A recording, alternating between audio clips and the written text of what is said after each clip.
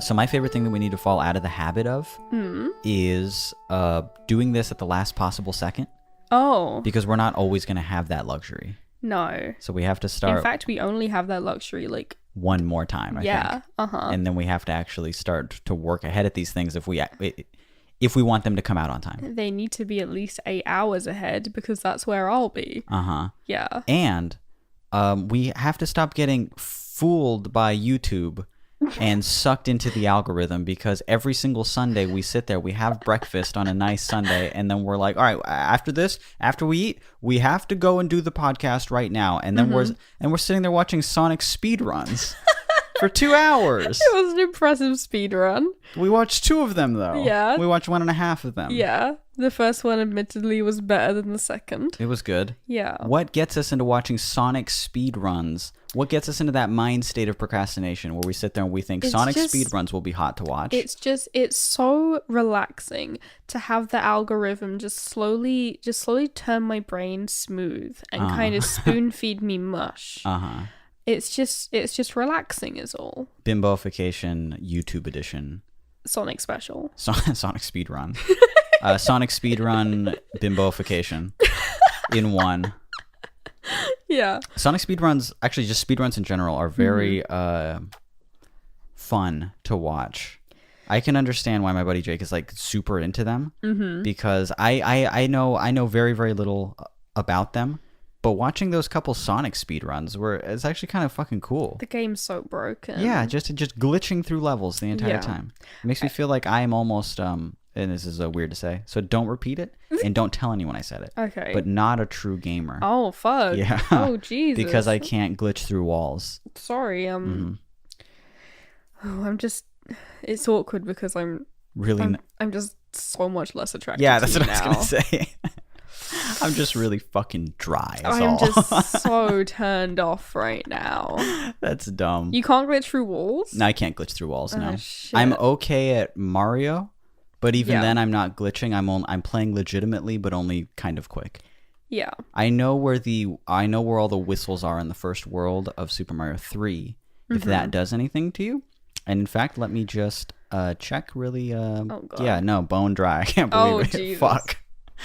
This is embarrassing. Welcome to All the Space in Between. My name's Mitch. I'm Billy. And this is our very dumb podcast. This is episode 10 of our very dumb Is it? We're episode 10 right now? Yeah.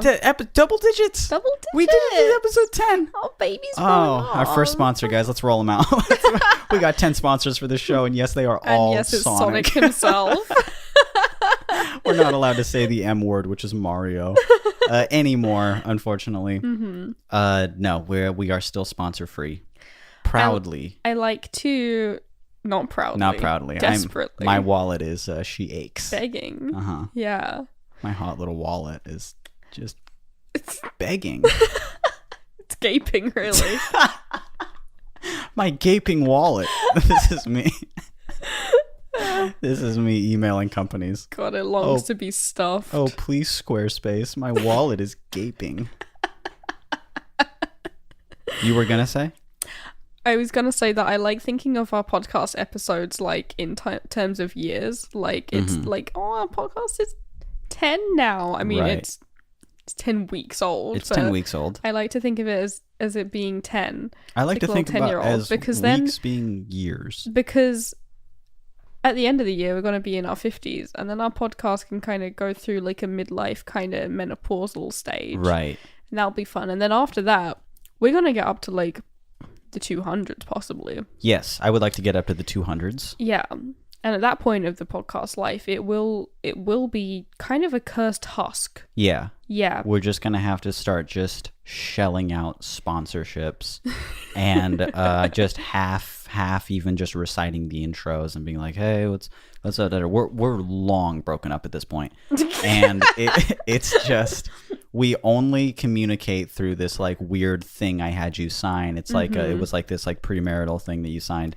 Yeah, and it was a prenup, and it was not that you won't take like half my shit. But it was that I will stay on the podcast. You will continue to cast your pod with me because that sponsorship money is too fucking hot. It's too good. And my wallet is no longer gaping. She is really stuffed. Oh God. At either end. satisfied. I don't know how that's even possible, but I'm rich. Cool. Mm-hmm. Every hole full. We got to stop. Yeah. I keep thinking about whenever we say this, one, your mother might be listening. Two, she has to have given up by now. I'm hoping that by episode 10, she is done with given up the podcast and also with you. Yeah. She's had enough. I've been disowned. She sent me a message today, and this isn't a bit, but she sent me a message this morning that just said, "Don't come home." It did say, "So don't you love your mother?" Wow. Very passive aggressive. Very. Yeah, so I'm being called out. Yeah. So what'd you do? I ignored it.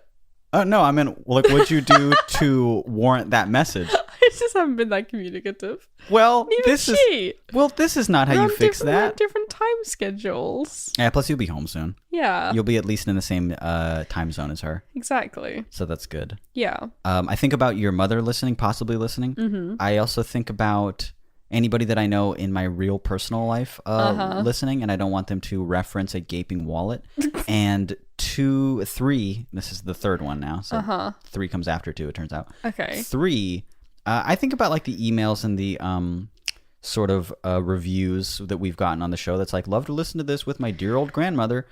And I'm like, oh. Love to have some quality family time listening to this with my pops in the car. Usually things are kind of awkward between us, but recently we've really bonded over this one podcast. Just hope that they don't mention gaping ever again. That's what the review said. And we're like, what a particular thing to say. God, I'm just so sorry for the toll that this is going to take on their relationship. I'm so sorry. This is the theme of the episode today.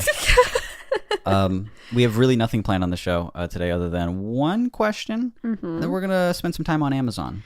Yes. We're going to play a game to see how quickly I can spend $800. And you'll be amazed at how fast it is. And how slow I am to pick a toaster. And how much I will read the reviews and say, I don't know, this did kill 3 people. I think most of the reviews are positive. Try and find a toaster that hasn't killed 3 people. You can't find anything electric on Amazon that hasn't burst into flames. Someone. Yeah. So many of them. I'll be very close to buying something on Amazon, and then I'll just find one review from a person who, from 6 years ago who's just like, well, it caught my apartment on fire. And I'm like, I don't want that to happen to me. But great deal. Before that, great deal. Did cause several $100,000 worth of damage. Whoa, what's it with your voice? I was just getting emotional. I was crying. I was remembering my old apartment as well. I miss it. Oh, God. I'm going to go text my ex. Let's talk about our week thus far. Okay. We didn't do much. I went to LA. Oh yeah, how was that? That was cool. Yeah, you had fun? I heard you swam in a pool. I did swim in a pool. A little saltwater pool. Yeah. Yeah, you came home kind of salty. I came home kind of lightly seasoned. Yeah, that's true. That is true. I got the train up to LA, which is my funnest and best way to travel because it's the only form of travel that doesn't make me ill. You do. Whenever you're in a car and I text you something, you just quickly respond, can't talk, will puke. Yep. It's bad. Yeah, like I'll have to leave you and I'll want to be texting you the whole time I'm in the car, but A, it costs £1 per text. And 2, B, I'm always trying my best not to puke in the Uber. You're not good and at the that. Uber driver's always trying to be so nice to me and ask me so many questions, usually about Brexit or Trump. They always want to know about my personal politics, and it's horrifying. They do for some reason. They're always. I'm just doing my best to answer all their questions without opening my mouth. Yeah. And then vomit shoots out of your nose. Oh, here it comes. And she swallowed it. Oh my God. It was filling her cheeks and she swallowed it. Thank God. What a gentleman. It's bad. It's been so close so many times. Have you ever actually puked in a car? Yeah.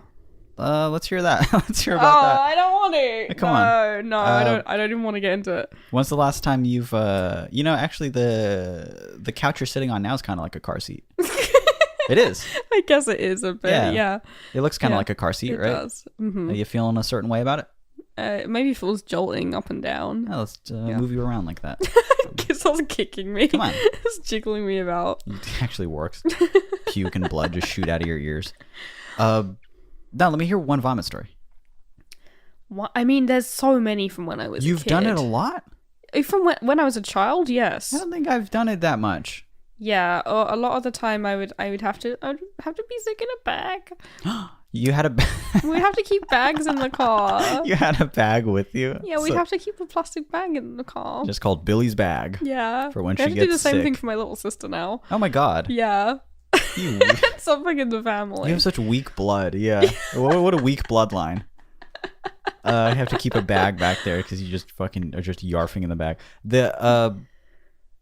But no particular funny stories because it happens so much probably that you're just like, yeah, it's happened 1,000 times. So it would just happen a lot. Like my family were just used to it. You know, we'd have to just like pull over at the side of the freeway and you just or something. Well, usually if we pull over and then I just like stand outside for a minute on solid ground and breathe air, then I'm okay again. Yeah, so if they can pull over, then they will. But I guess on one occasion, the time that I felt worst about it was actually a time when I was not actually car sick, but was very drunk. Oh. When I was like 16. Oh, you. Yeah.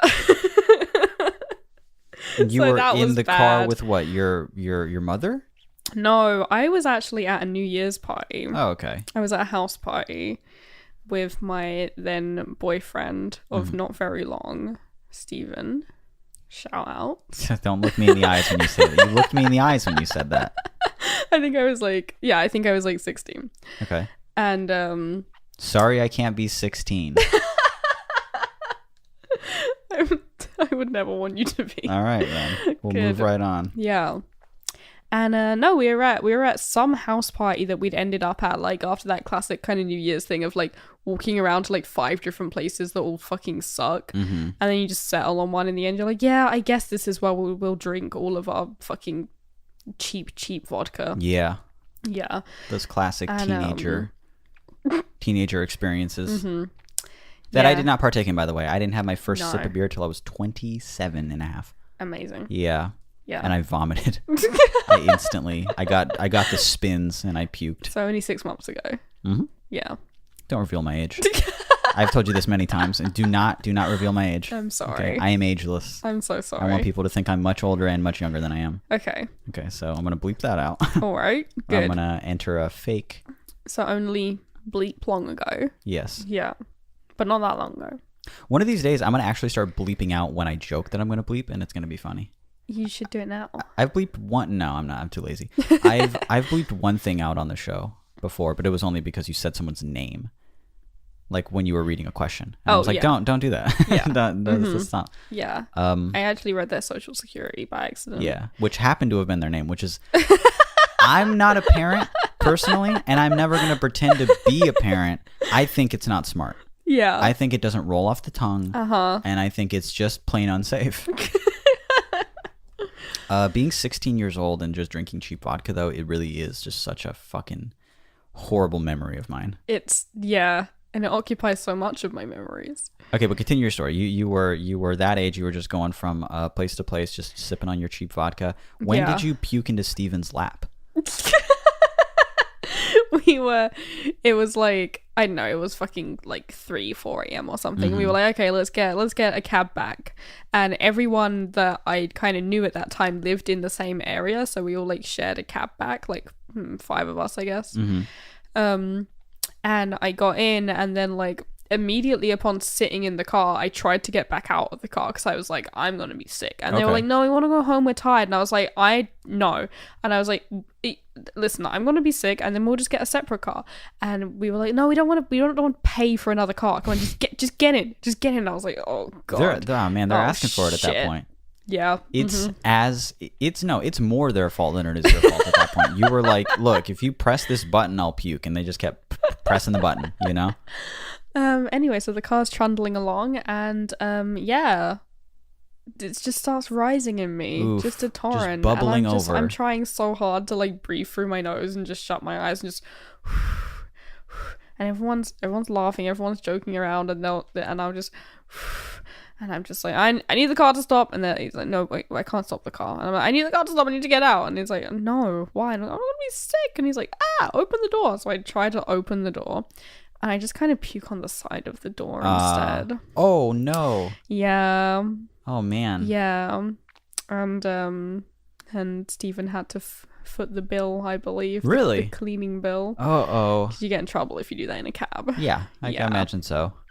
Well, poor cab drivers have to work New Year's Eve. I know, just having to deal with 16-year-olds ferrying around underage drinkers. Yeah, just vomiting back up the vodka they drank. I feel so bad. It just smells like just old vodka and whatever fucking weird instant British ramen I had for dinner. Ugh. Yeah. What is it called? A pot noodle? Is that what it's called though? Yeah. Okay. It is a pot noodle. This reminds me of a different time that I threw up. Okay, let's hear 'em. Let's get into it, baby. I was up central London, Trafalgar Square, and I had a nutritious dinner of white rice and nothing else. Wow. We'd just eaten some white rice before we went out, so we can't go out without Who's eating. we? You did it with another person? That's so embarrassing. That's something that you cram into your mouth so you don't pass out before you in the middle of the night. You actually shared that meal with somebody?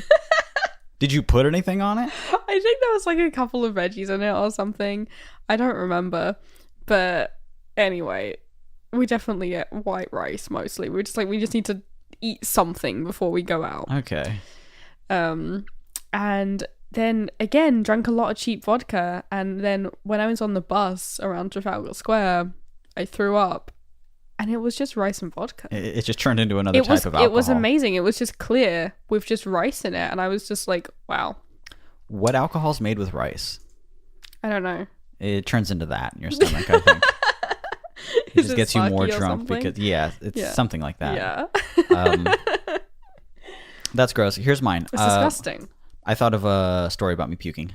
Okay. Because no matter how much we try or even want to at this point, we can't escape the general theme of this podcast, which is just shitting and puking. It is. But hey, we're 10 episodes in, so at least we found our niche kind of early.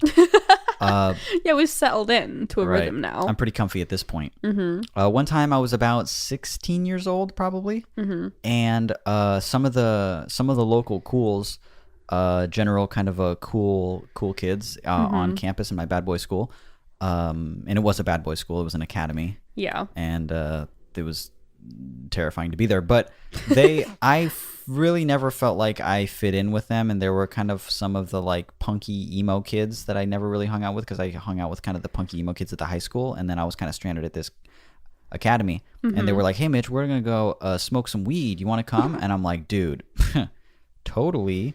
Yes, I love drugs. So I go, and at this point in my life I was already kind of overdoing drugs.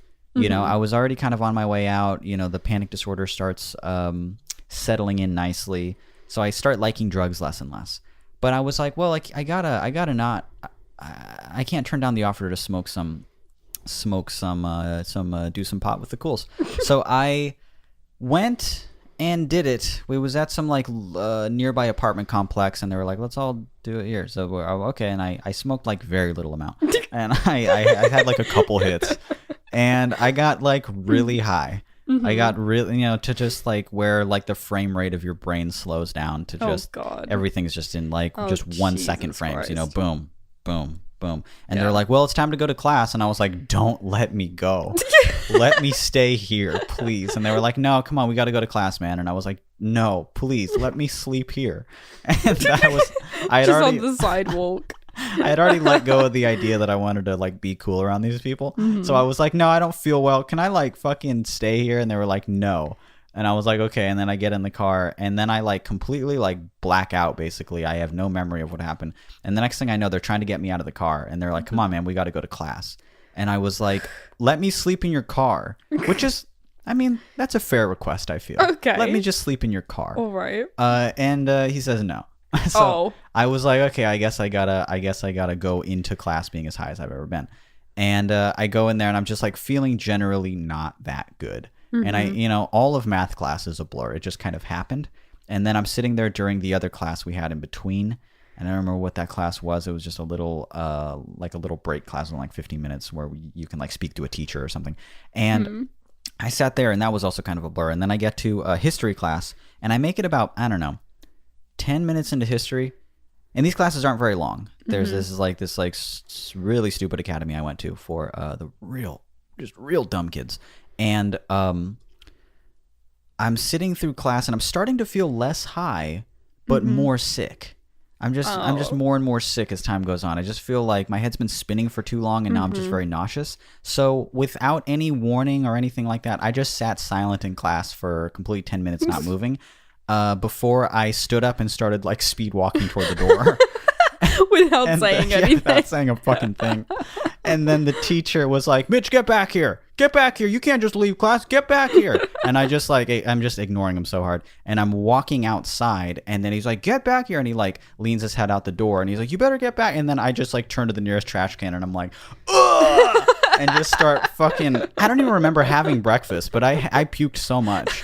I don't know what. Jesus. It had to have just been some part of me that I was letting go of, because I generally didn't have breakfast, and I vomited so much into that trash can. And then he was like, go to the office, don't come back, go to the office. And then I go to the office and I'm like, I'm sick. And you're on drugs is the problem. And I smoked probably laced weed, and I need to lay down. And I laid down on like the nurse's table, and then I woke up like an hour later to my dad shaking me awake. And he's like, you're coming home. And I was like, oh. And then I slept on the whole car ride home. And then I kind of remember walking to my bed. Or no, and sleeping more. To the couch. And then I just slept more until it was like almost nighttime. And then I woke up and I was like, that didn't go well. That's that for me. Yeah. No more of those. No more of what? No more smoking. No, I continued to smoke weed for a couple of years. I was done with you. I know. I know. And it was never fun. It stopped being fun at like 15. Yeah. It's never good. But now I'm really straight edge as hell.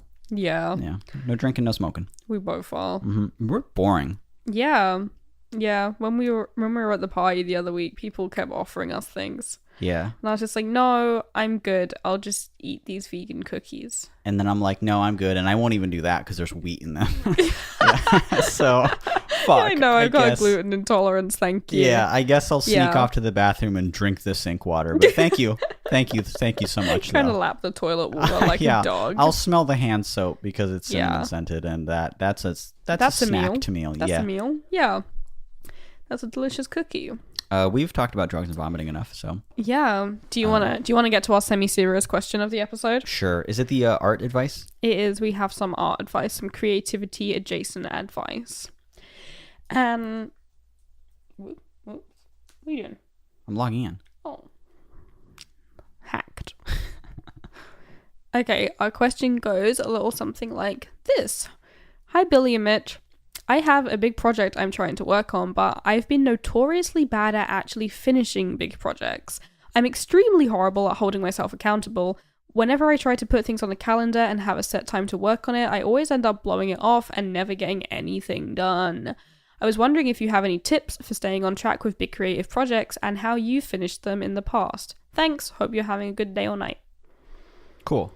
Good. Big projects Very polite email. Thank you for that. It is a polite email. Most emails start off with like, hey fuckers. What up, needle dick? And I'm like, oh geez, it's for me. Hold on, let me read it. Yeah, I'll answer this one. And I actually just privately respond and I go, hi sir, thank you. I would not like to. Sorry for taking up your time. But here's my response. Yeah. No, finishing big projects, or just finishing projects at all is dreadful. Very, very, very difficult, and it's mostly that the wrapping up of that project is very important and very crucial and very.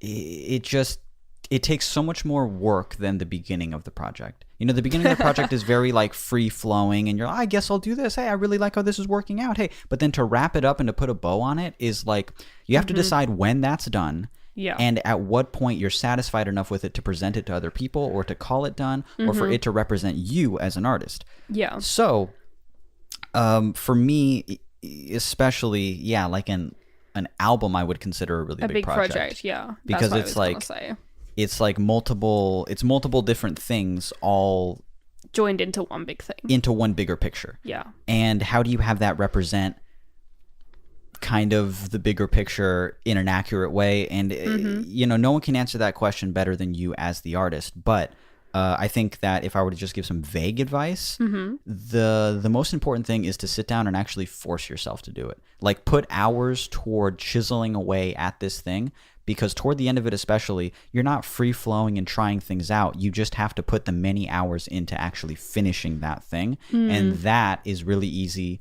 to put off. That's incredibly easy to be like, I just don't want to work on it. No, put like 4 hours into it tonight.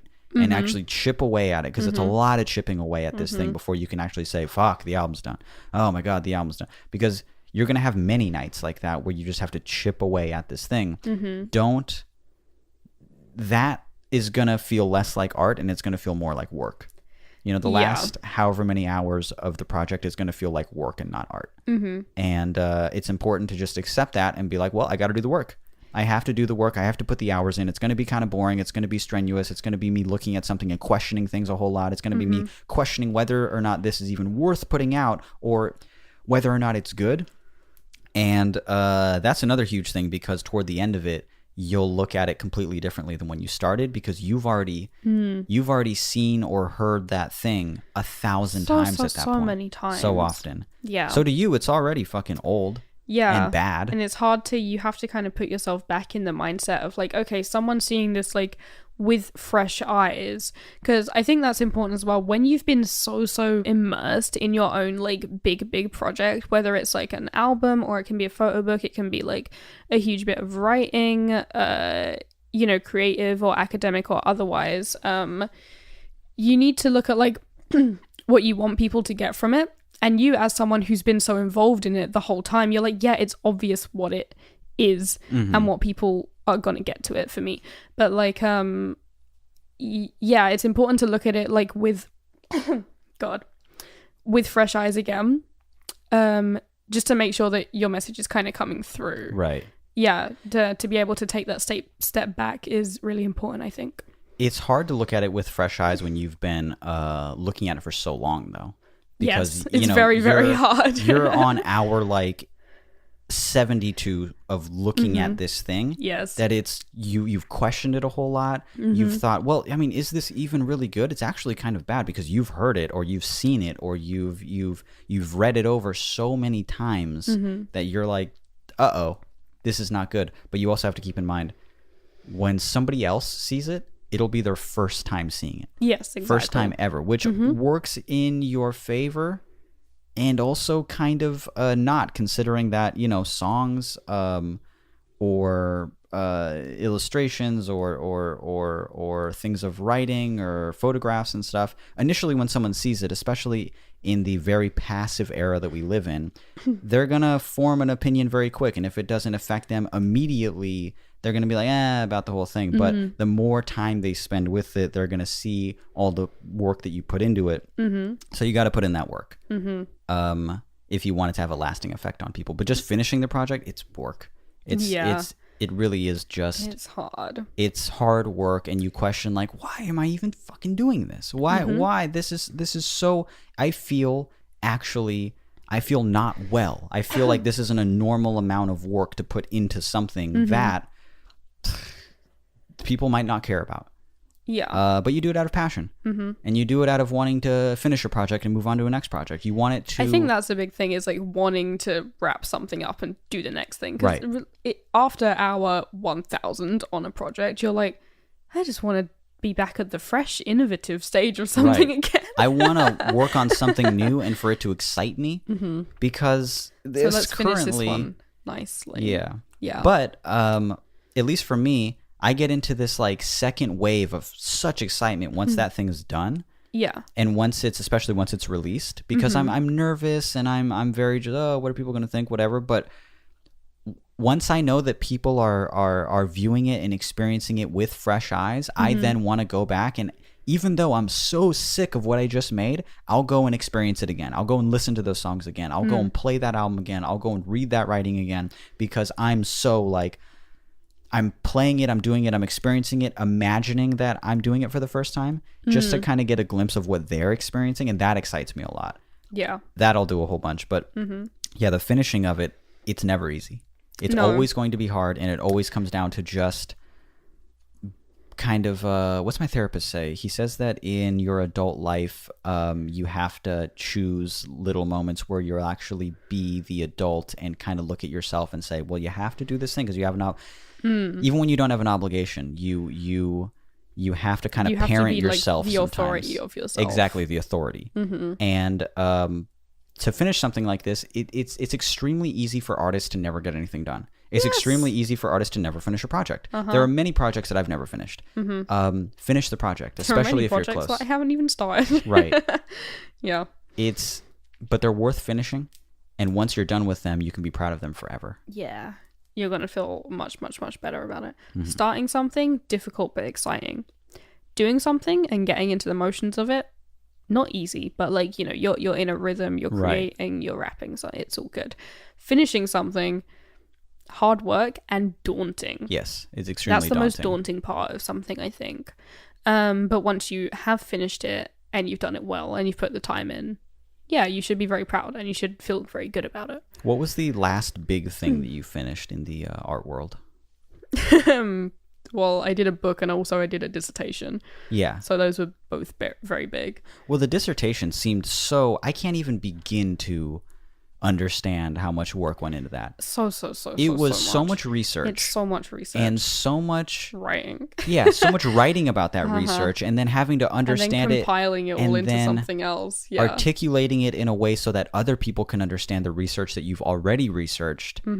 All about this thing that you're very passionate about. Yeah. You just read me small parts of it and I'm just like, wow, this is dense. Like this is so much in here. Yeah, I'm sure that was extremely daunting to work on. Huge and hard, yeah. Yeah, like the research bit of it is exciting though, you know. Yeah. You're just, you know, you're finding sources, it's exciting, you know, I find library research exciting anyway. You know, just finding other people who like have the same kind of thoughts as you that can help you kind of put yours together in a way to make this bigger vision, this bigger argument that you have. Right. This bigger thesis. And then writing the whole thing, I really enjoy writing, but finishing it all, compiling it into like a readable, presentable thing that makes sense, that has like a start, beginning, and end, even though it's like not a piece of creative writing. Right. But it still has to be an enjoyable read, right? You know? Yeah, that bit's hard. That bit's very hard. Of course. That I still think about as being this unattainable amount of work that I could do, you know.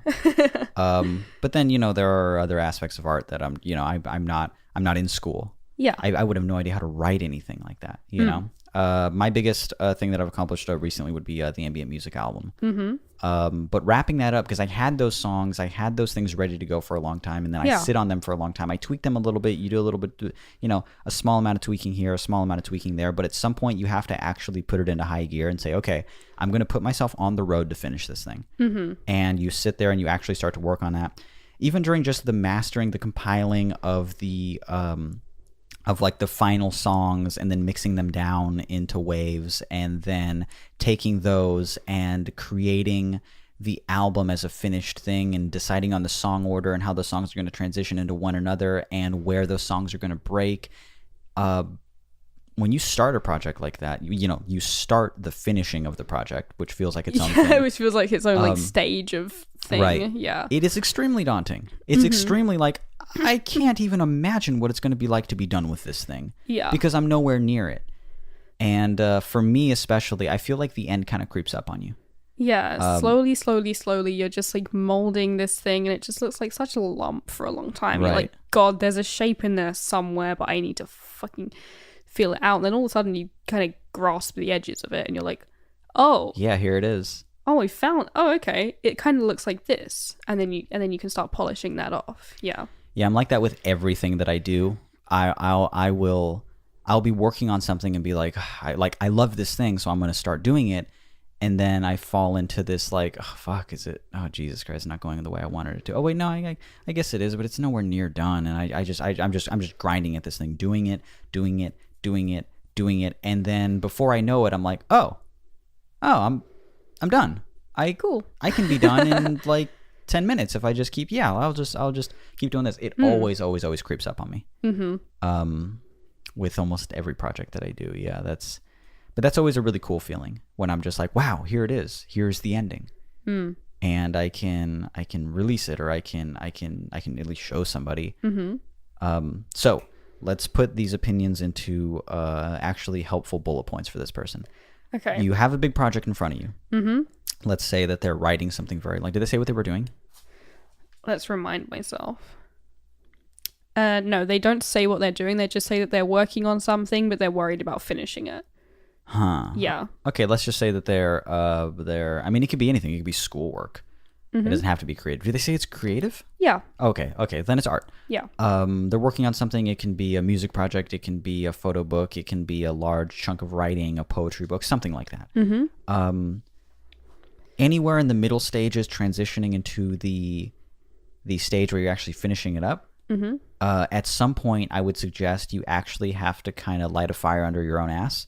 Yeah. And say, okay, I'm going to put active work. I'm gonna put hours into this thing actually being done.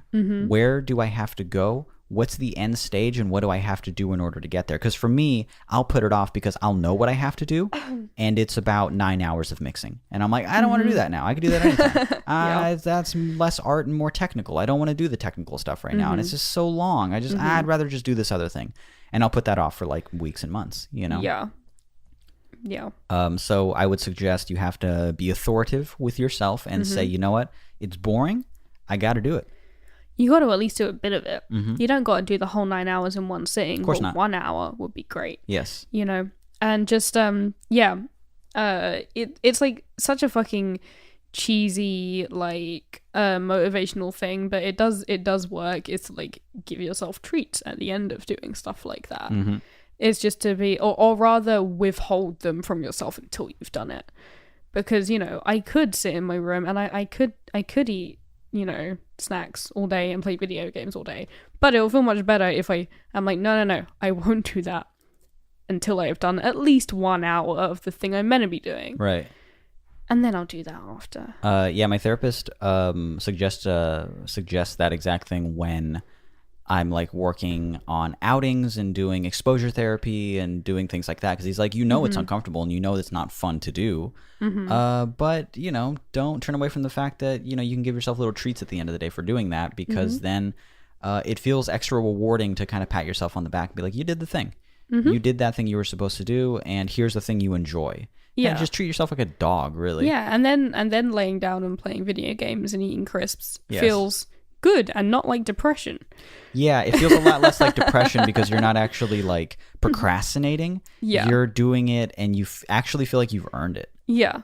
Because I feel like that's what a lot of my depression feels like, is me like doing something like that and being like, I haven't earned this. I don't deserve this. I don't deserve this at all. I'm a little Why fucker. am I relaxing right now? I'm just kind of trying to fend off some really bad thoughts here, but I haven't done anything. Like, and another thing, this person might be struggling with the creative process and actually finishing something, because even though that doesn't apply to me, finishing something is usually like very technical. It's very just a lot of boring work, to be like, I have to actually, I have to wrap this thing up. Most of the creative stuff I did were toward the beginning of it, So the beginning and the middle, it's me experimenting with stuff. It's me creating the actual stuff. The end of it is wrapping everything up. It takes a long time. But if they are struggling with this kind of final vision, if they're not satisfied with it, if they don't know, the last turn it needs to take, if they don't, maybe the last bit of writing they have to do is like, in a fucking novel. Yeah. And they're like, how do I end this story? You got to walk away at some point and give yourself some time to not think about it, and then come back to it, whether it's a week or even a month later, and say, let's just look at this with fresh eyes and let's finish it now. Because you can't keep doing that to yourself. You can't keep saying, I'll put it off another month, keep putting it off. But like, give yourself 1 week, 1 month, something like that, to actually give your brain time to look at other things, experience other things, and get inspired by other things. And then you come back to it and you can say, okay, let's finish this now. And then you got to finish it then. You have to. Yeah. If you can't do it then, you're not a good writer. You got to just be like, it sucks. Okay, I'm going to fucking do something else. Yeah. gonna write a different book. I got to work on the next thing because not everything you do is going to be good. I've put out a lot of bad shit. Actually, no, I haven't put out a lot of bad shit. I've written and recorded and created a lot of bad shit that I didn't put out. Yeah, because I was like, you know what, this kind of fucking sucks. This is not that good. Blows a little, but the however many hours I put into writing and crafting and mixing and creating this thing, those were hours well spent. That was good practice. I was practicing. Yeah, that'll make you better at the next time that you do something, and it's not garbo. Yeah, not this person's project is garbo. It's probably not. I'm sure it's great. Yeah, I'm sure it's amazing, and you're going to do a great job finishing it, and you're going to show people, and they're going to be like, wow, and they're going to feel the amount of the amount of passion and the amount of hours that you put into it. Good. That's a good art advice for the episode. Good. Yeah. We always have to do a little. Yeah. To continue our we claim this is at least somewhat an art podcast. Well, I really like talking about it as well. Yeah, I do too. Yeah. It's hard really to make jokes about it. I can make all the dick and vomit jokes that I want. But when I actually start talking about art, I'm like, well, let's get serious now for a second. I actually do want you to make good art. So that's hard. That's good. Yeah. Okay. Let's jump into Amazon stuff. Let's. This is going to be our last segment of the show. There's something beautiful about the terrible website known as Amazon. The conglomerate that's going to take over the world. The giant, evil, multinational corporation. Yeah. They have a very funny... how can I explain this? They sell... Boss. They... You just think Jeff Bezos is really funny. They sell funny t-shirts. Not they themselves. You can find funny t-shirts on Amazon. That is a fact. Yeah. They're not funny in the way they're meant to be, though. No. God, no. They're funny in the sense that they're the worst fucking things I've ever seen. It's so hard to articulate for me because it exists in my head as something I immediately understand, but how do you explain to someone else why this one thing is fucking funny? It's funny in a very, I don't know, I wouldn't call it an anti-humor kind of way. It's not funny exactly. Maybe it's more ironic, but I don't really like to say stuff like that. It's not ironically funny. No. But when you take capitalism, you take the urge to squeeze out as much money as you can out of anything, out of any trend, out of any possible way that you can. Where you very, very obviously have people making stuff for every niche market that they can while knowing nothing about any of those actual... they don't have no passion for these things. They don't care about these things. They're just like, we can sell it to them. It's hilarious because what you end up with as an end result is something that's both poorly made, barely understood by the people that's making it, and marketed toward just... I mean, the people that would even purchase these t-shirts are just the most... insufferable fucking people. So everybody here belongs together. Everybody. This is just such a good reason why capitalism is just fucking bad. I mean, like, there are better reasons because it kills people. But this is a good reason of why it's at very least cringy. It's at very fucking least just bad and not worth fucking with to this extent because you really have people that don't understand the product that they're selling you, will make that product poorly, and are marketing it toward just the lowest hanging fruit who also barely understand that reference. Of consumer. So let's get into this. Let's talk about a little bit of gaming t-shirts on Amazon. That's what I'm going to talk about for a little bit. You have another type of t-shirt? I have another type of product. So I'm going to talk about gaming t-shirts on Amazon. If you would like to join me while you're listening in, play this in the background while you pull out your phone and go to Amazon or go to your computer, go to Amazon, do anything you want. Look up gamer t-shirt or gamer boss t-shirt or gamer brother t-shirt or my favorite, gamer husband t-shirt. Gamer husband is pretty good. Gamer husband is a good one. Gamer husband is pretty good. So what you'll see immediately is t-shirts that copy one another because none of these phrases are like copyrighted. And you'll see designs that are just largely based on like stock drawings of like PlayStation controllers or something. Yeah, just a controller and font and nothing else. Or some pixel art or something. Right. Yeah. So let's just let's just get into some of these. Okay. And let's just imagine what type of person would fucking wear this in public, okay? All right. Gamer husband t-shirt. Good. You have immediately a lot of t-shirts that say the same thing, and they all say, leveling up to husband.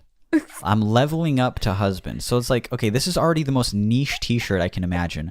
Because it's one... You're it's like you're upping your warrior class or something. It's for a fiance. Yeah. Who is... they're about to get married. Yeah. They're not quite a husband yet. No. But they're leveling up pre-husband. to husband. Mm-hmm. But they also can't shake the fact that they are, in fact, a gamer. Yeah. So that's undeniable. So there's a little controller on here, and it says leveling up to husband. Now, do you wear this to your bachelor party? Is this a bachelor party gift? Do you just wear it for the night? Or do you wear it for, like, kind of the duration of the engagement? Maybe. Because you're not allowed to wear it after. That's the thing. No. You're not allowed to wear it after you're married you because... have to throw it away on your wedding day. These t-shirts You have to gift it to the ring bearer. The ring boy. Yeah. Who's the next in line to get married is the 8-year-old ring boy. Kind of force him and the fucking flower girl to get engaged. It's a shotgun wedding, yeah. It's an arranged marriage amongst two gamers. A lot of these t-shirts have such a short lifespan that I can't fucking imagine. It must just fall apart after like 3 months of wear, right? Yeah, because it's only meant to be worn once, I think. Okay, I'm scrolling past a lot more that say husband level unlocked. So this is a shirt he can wear after. Yeah. And it's got the little Zelda hearts underneath it. Only kind of shortly after. We see a lot of t-shirts, and you'll see this just again and again, is a lot of shirts that just say, I paused my game to be here. I paused my game to be here. I didn't even turn it off. I paused it. I will go back soon. I didn't save my game. I didn't save it and turn it off. Why wouldn't you save? I paused it to be here. Oof. Imagine seeing somebody in public that just has, I paused my game to be here. And it's like, fuck off. Dude, don't be here then. Go back home. Go back to gaming. You insufferable dork. What the fuck is this shit? This one says, if it doesn't have to do with anime, video games, or food, I don't care. Good. Yeah, well, that one I can agree with. That one we all can agree on. Yeah. Here's a really good one I'm looking at. It just says, do you remember those, like when, how can I explain this? Normie culture really enjoyed, and for some reason still enjoys, because they will cling on to something for 15 years straight, but, and be 8 years late to it to begin with. So it's especially bad, but when things are just said in one sentence, going something period, something period, something period. So sometimes it has an and something period at the end. That's also another version of what I'm talking about. Yes. But this same type of person loves to say things like, best dot something dot ever. Right? Yes. So this one just says husband, daddy, gamer, and then the last one is hero. By the way, I'm a fucking hero. In case you were wondering, I'm not just a daddy, I'm a husband. But I like that it doesn't say dad or father. No, it specifically says daddy. It says daddy. It's funny because I imagine them ranked in importance. So husband is at the bottom. Yeah. Daddy's above that. The coveted gamer is almost at the top, but you have to put hero above everything else because you're saving other people. Yeah. You're helping other people at that point. Gamerness is next to heroliness. Yes. Yeah. I am a hero in my games. Hey, maybe that's what it means. I'm a hero. I'm a husband in my games. I play this like super realistic husband simulator. Yeah. It's like one of those Japanese dating sims, but I'm the husband. But I'm the husband, and it's all good and Christian fun. Yeah. Like I talk to other women, but it's friendly. Yeah. And then when I talk to my wife, it's as friendly. And then okay, here's a long one. I like the long ones because there's more opportunity for it to go bad. Okay, so I can barely read this, so I'm squinting at it. It says if you can read this. That's funny. So it got you. Yeah. It says fucking got you. And like they're designed wacky too. They're designed so crazy. It says, if you can read this, I was forced to put my controller down and re-enter society. Oh. Wow. Yeah. Let's see if I could find another good one. Just a regular t-shirt that you buy for your grown up adult husband, boyfriend. Yes. Yeah, who isn't 7. There's a lot of lag. There's not like in here, but like there's a lot of shirts about lag. Like you hate lag so much that you have to like put it on a shirt, and hopefully people will talk to you about it. Yeah, people will bring it up. They'll be like, "Oh yeah, I don't like lag either."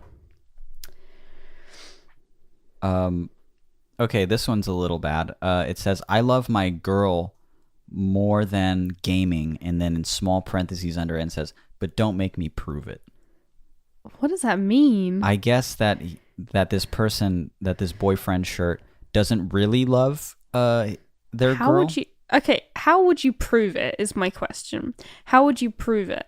Like is it one of those things where it's like, okay, we're gonna like rip the girlfriend and the game in half, and you have to save one of them, and he's just like, oh shit, and don't like, make me I'm prove it. fucking picking Minecraft, actually.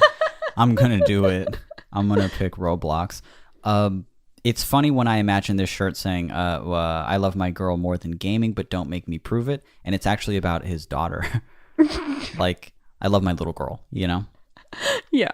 I'm done with these for now. There's a lot of really bad ones, but I don't want to take up too much of the time. Let's hear some of yours. Okay, so I'm in a different section. I'm in a different section of Amazon. And this section of Amazon I like a lot. And it's kind of the home decor wall art gift ideas section of Amazon. And my favorite kind of ones of these is just plaques that you hang on your wall that all start with "in this house." You know the ones that I mean? Yes. And then it'll have some house rules. Yeah, I do. So I have 3 here. Okay. I would like you to choose. If I had to, if you have to get one of these. And I have to hang it up? Yeah. Where do I have to hang it up? Like my kitchen or something? Like the entryway. Oh, no. The entryway. Yeah. Okay. Like as soon as people come in. Okay. Yeah. Okay, so Let me hear them. So the first one, starting you out soft. This one just says, "In this house." It's like viciously racist or something.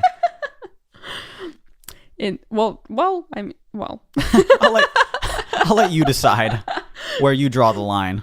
"In this house, we respect each other. We hunt. We do camo. We aim for the game. We do fishing. We pray." And I'd like to point out that this product only has one review of 1 star that just says, "There's a spelling error. Haha." Because they spelled pray wrong. Oh my god. Is it say "we pray" like PREY? Yes. Oh my god. Yeah. Well, that makes it in this kind house, of funny. we respect each other. We hunt. We do camo, which I don't know what that means. Yeah, I've also never. We aim for the game. Doing fishing. We do fishing. Not we fish. We do fishing. We do fishing. We pray. This is a much better example than the ones I was reading of like, you like barely understand what it is that you're selling. But yeah. I think a computer is making these. This is an algorithm. This is definitely an algorithm. Yeah. So that's your first option. Your second option is, okay, "In this house." I'm gonna see when you get the theme of it, and it's gonna be by the 3rd line. You are looking me in the eyes, so okay, let's go. "In this house, we let it go. Because Hakuna Matata and all the bare necessities will always be our guide to infinity and beyond. All it takes is faith, trust, and a little bit of pixie dust. While we just keep swimming, we whistle while we work, we believe in happy endings, and we know that life is always better under the sea, because in this house, we do Disney." They actually had to say it at the end. In case anyone didn't. That's when you get it. You're like, oh, it's a Disney theme. Shit. Oh shit, they like Disney in this house. And is that one big? It seems big. This one is the size of a half a door. It takes up the whole top half of a door. There's half a fucking door there. Yeah. And I have to put that on my front door. And it's a vinyl wall decal sticker, so you can just stick it on your wall. Oh my god. It's one of those. I could stick it on half my car. Yeah. Yeah. If you lived in your car, because it says "in this house." That would be especially funny. You put it on the side of a van. Barely makes any sense at all. Yeah. Really doesn't make any sense. Was To Infinity and Beyond on there? Yes. Yeah, because I don't remember all of them. Yeah. You couldn't remember all of them. There's too many. There was a Star Wars one there, too. Was there? I don't know. Toward the beginning? I kind of remember there being one. And the, which would make this made in the last however many years. Mm-hmm. I don't know. Let me hear the third one, I guess. Okay. That one's a little bit... I'm glad you asked. Okay. I'm really glad you asked. Because this one is my favorite one. Okay. And it's called Geek Details. I love it. In this house, we do geek 11x17 art print poster. I'm going to choose this one. And this one says, in this house, wait, I have to kind of visualize this one. So, in this house, we believe in Harry Potter font magic. Oh, God. We have Lord of the Rings font epic adventure, Once Upon a Time, and in Star Wars font galaxies far, far away. We do Doctor Who font wibbly wobbly timey wimey stuff, while going where Star Trek font no man has gone before. The Doctor Who one was the worst. We know normal font. The answer to everything is 42, and that the odds are ever in our favor. We do cosplay and passion and papyrus font. We aim to misbehave, and we don't care what others think because in this house we do geek. Okay. So you already said that you wanted this one. Nah, You already said that you wanted this one. Hold on. It's my fucking podcast. I can make up the rules. I do not want that one. Yeah. I mean, there's a lot of fonts to take in, first of all. There's a lot of fonts. Can I see how big that one is? There's not an example, but it's 11x17. Oh, okay. Yeah. All right, it's a poster. It's a good poster. Uh-huh. I guess because it's a poster, I'm just I'd be so afraid that anybody that came over, like, wouldn't think that that's a joke. Yeah. But I feel like it'd be easier to like know me and know that I'm joking if I got the first one about like hunting and praying and stuff. You know? Yeah. And it had terms like we do fishing. Yeah. I guess I'd have to pick the first one. You want we do fishing and we do camo and we pray spelled wrong. Yeah. That's a good choice. Because that had that's a good choice. An odd combination of words. And I do think that kind of camo culture is funny. Yeah. And on top of that, this one is kind of on like a distressed looking like wooden board. Oh, that's cool. As well. Yeah. Well, then I definitely do that. That's pretty one. rustic couples of us. Yes. To make a callback. Yeah, to an earlier episode. It would make us very rustic couples if we did something like that. I mean, I'm disappointed that we're not going to have the phrase wibbly wobbly timey wimey stuff hung up in our house somewhere. You have to understand how much my dick actually shrinks when you say that. It retracts into my body, and I'm not... It really is the worst thing I've ever heard you say. It was such a good episode, but I just can't deal with seeing the words printed out. I don't even remember the episode. Was it a David Tennant episode? Yes. Well, then I believe it's good. It was Blink. I believe it was good then. Yeah. It's been so many years since I've even considered Doctor Who existing that to me that, like, every memory that I had of that show died with Tumblr. I thought you were going to say died of David Tennant. He's still alive. Died with Tumblr. Yeah. And I don't want to revisit it. Yeah. So I'm not going to. You are somewhat of a fan of the Sherlock series, though.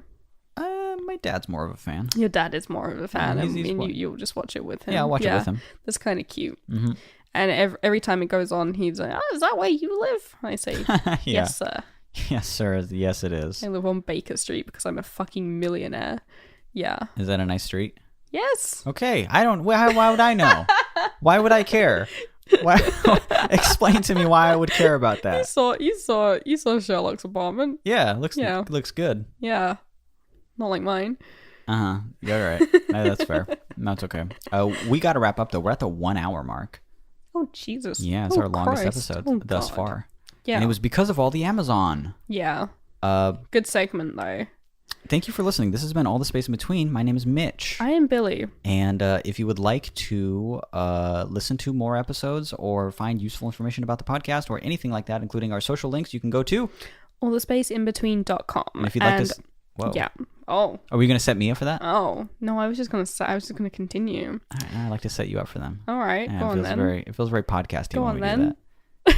I know we've never discussed us doing that, but we just kind of do it sometimes, and it does make You're it like feel just very, handing it off to me. It makes it feel very podcasty. Yeah. Okay. Or you can hand it off to me. Try it. All right.